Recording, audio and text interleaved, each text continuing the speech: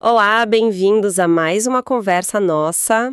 Olá. Hoje a gente vai mergulhar num material bem específico, sabe? É um estudo bíblico da Revista da Escola Dominical. Ah, sim, daquelas revistas trimestrais, né? Isso.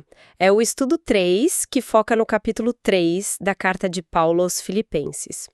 O título que eles deram é A Vida Cristã em Rumo ao Alvo. Um título bem direto. Pois é, e o nosso objetivo aqui é, explorar juntos as ideias principais que esse estudo traz, né? Como que ele interpreta essa vida cristã como uma jornada focada, Certo. que avisos ele apresenta ali no meio, e qual é a visão sobre o apóstolo Paulo que emerge dessa leitura específica deles. Tudo baseado só no que está nesse material, que a gente analisou. Perfeito, foco na fonte. Exato. Para começar, o estudo já usa um recurso bem comum nesse tipo de material, que é o texto áureo. Sempre tem, né? Aquele versículo-chave. Isso.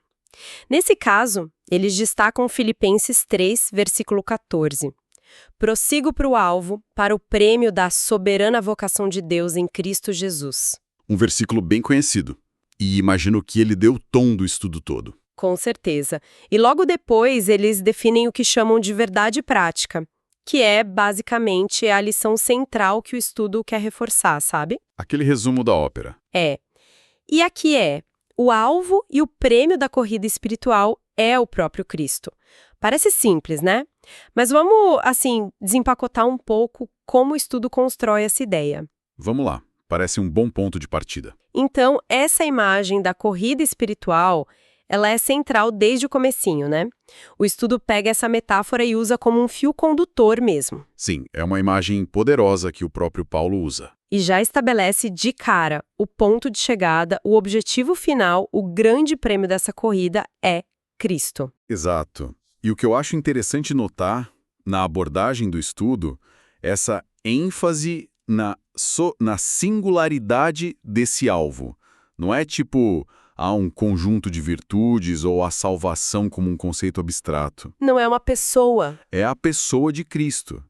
O estudo argumenta que ter Cristo como alvo e prêmio confere, segundo a perspectiva deles, uma direção muito pessoal, sabe?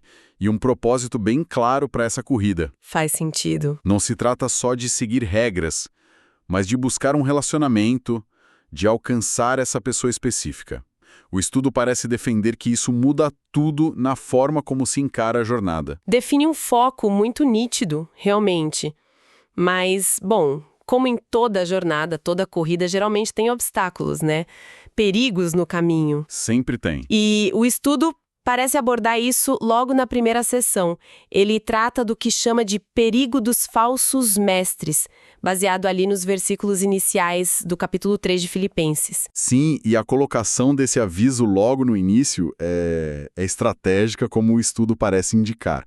Ele se baseia ali no texto bíblico onde Paulo alerta os filipenses sobre cães. Termos fortes, né? Sim, maus obreiros e a falsa circuncisão. O estudo interpreta isso como uma ameaça real, presente para a igreja da época, e por extensão para os leitores de hoje. Entendi. A análise do material sugere que esses ensinamentos não só desviavam da doutrina correta, mas tinham um efeito prático. Eles roubavam a alegria cristã. Ah, interessante essa conexão com a alegria. E importunavam a igreja, ou seja, causavam perturbação mesmo. O estudo menciona essas características gerais: cães, maus obreiros, falsa circuncisão, mas o trecho que a gente tem aqui não detalha exatamente o que eles ensinavam, só fala do impacto negativo.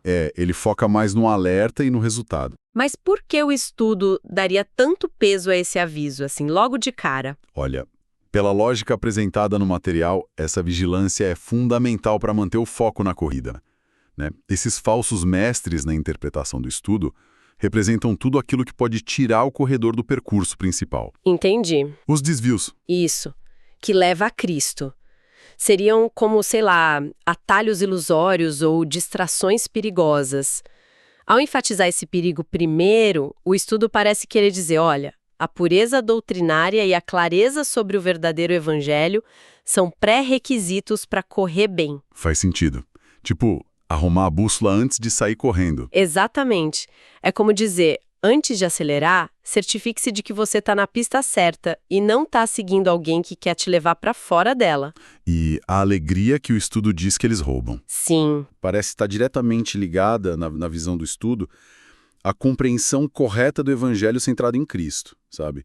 Em contraste com um evangelho baseado em obras ou rituais, que seria o que Paulo estava combatendo ali. Entendi. Então, primeiro, atenção aos desvios, para depois poder correr com segurança em direção ao alvo.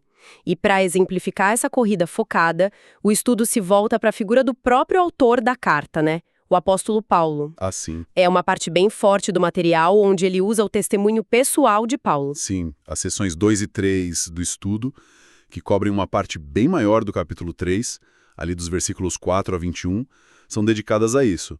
O material faz um contraste muito marcado entre o antes e o depois de Paulo. Sim. Primeiro, ele lista, baseado nos versículos 5 e 6, tudo aquilo que, do ponto de vista humano, religioso da época, dava status e credibilidade a Paulo. São as credenciais dele. E são credenciais impressionantes para aquele contexto. O estudo menciona a circuncisão ao 8º dia, a linhagem israelita da tribo de Benjamim, hebreu de hebreus. Por estirpe, né? Total! Ou seja, uma pureza de sangue e tradição impecável. E ainda, quanto à lei, fariseu, que era o grupo mais rigoroso na observância. O mais dedicado. Quanto ao zelo, ele era perseguidor da igreja. E quanto à justiça que há na lei, irrepreensível. Nossa, ele tinha um currículo religioso e social de dar inveja a qualquer um na época. Exatamente. O estudo ressalta isso. Paulo tinha todos os motivos, segundo os padrões do judaísmo daquele tempo, para confiar em si mesmo, na sua origem, no seu esforço, na sua reputação. Com certeza. Ele era o exemplo do religioso dedicado, cumpridor. Se alguém podia se achar justo por méritos próprios, segundo a lógica que ele mesmo combatia depois, era ele. E aí que vem a virada que o estudo destaca, né? Essa transformação na perspectiva de Paulo é o ponto central. O material pega todo esse currículo incrível e o contrapõe com a nova realidade descrita a partir do versículo 7. Como que o estudo descreve essa mudança radical? Então, a análise do estudo enfatiza uma reavaliação, radical de valores. Tudo aquilo que Paulo listou como lucro, as vantagens de nascimento, o status religioso, o zelo, a irrepreensibilidade legal, ele agora considera como perda. Perda. Sim, e mais, como refúgio, como lixo mesmo, por causa de Cristo. O estudo destaca muito o versículo 8, onde Paulo fala da excelência do conhecimento de Cristo Jesus. Essa é a chave, então. Essa descoberta, esse relacionamento, que, segundo o material, reconfigura tudo para ele. A confiança muda de lugar, sai das credenciais próprias e vai para Cristo.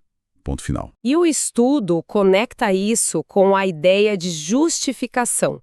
É um termo teológico importante que aparece ali no versículo 9. Como o material explica isso na experiência de Paulo? Sim, o estudo aborda a justificação como o cerne dessa mudança toda. Ele explica que Paulo não busca mais ser achado nele, Cristo, tendo a minha justiça que vem da lei. A justiça do esforço próprio, digamos. Exato. A justiça baseada nos seus próprios méritos e na observância das regras. Em vez disso, ele busca a que vem pela fé em Cristo, a saber, a justiça que vem de Deus pela fé. Entendi. É uma justiça recebida? Isso. O material interpreta isso como a condição de ser declarado justo diante de Deus, não por esforço próprio, mas pela fé em Cristo e na obra dele. É uma justiça recebida, não conquistada.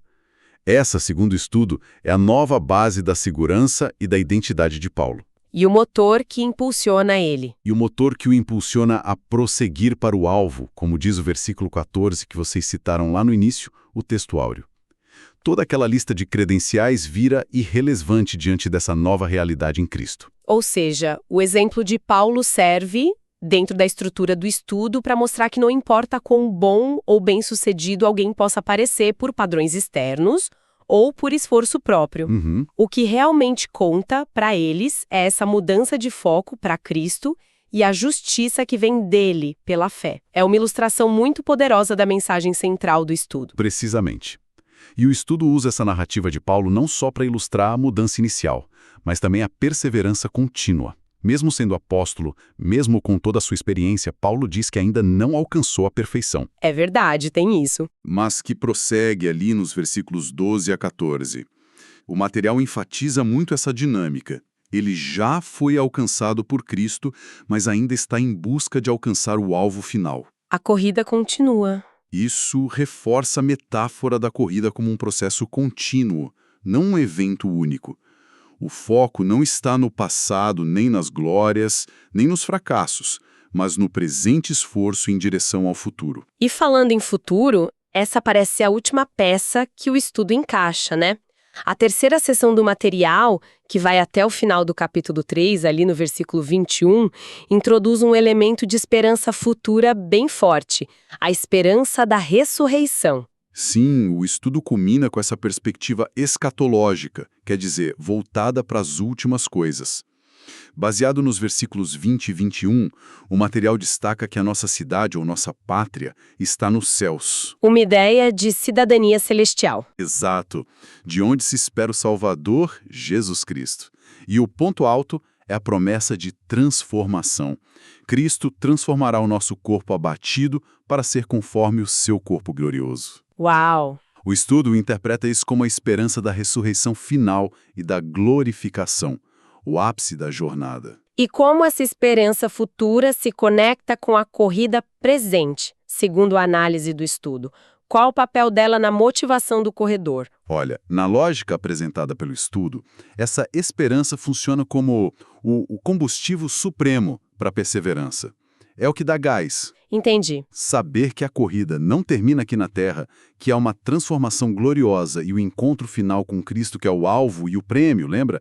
Isso dá sentido e força para enfrentar as dificuldades do percurso presente. Vira o grande porquê. Exatamente.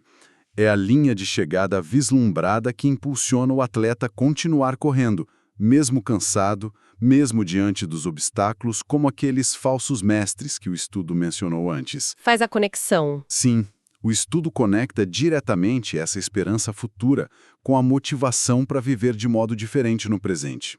Ele contrasta isso com aqueles descritos como inimigos da cruz de Cristo, cujo fim é a perdição, lá nos versículos 18 e 19. Ah, sim. Então, a esperança da ressurreição na visão do estudo não é uma fuga da realidade, mas um fator que molda a conduta e o foco na jornada atual. Ela valida todo o esforço da corrida. Entendi perfeitamente. Então, fazendo um apanhado geral dessa análise do estudo sobre Filipenses 3, a gente vê uma estrutura bem definida, né? Sim, bem clara. Começa com a metáfora da vida cristã como uma corrida e já estabelece Cristo como o único alvo e prêmio. Exato. E logo em seguida já alerta para os perigos que podem desviar o corredor dessa pista, né?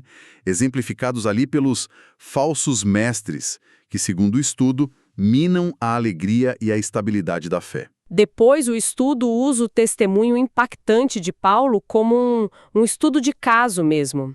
Um exemplo vivo. Mostra aquela mudança radical de valores, a troca da confiança nos méritos próprios, nas credenciais do passado, pela busca exclusiva do conhecimento de Cristo e da justiça que vem pela fé nele. E essa jornada de Paulo, como o estudo ressalta bem, não é estática, né?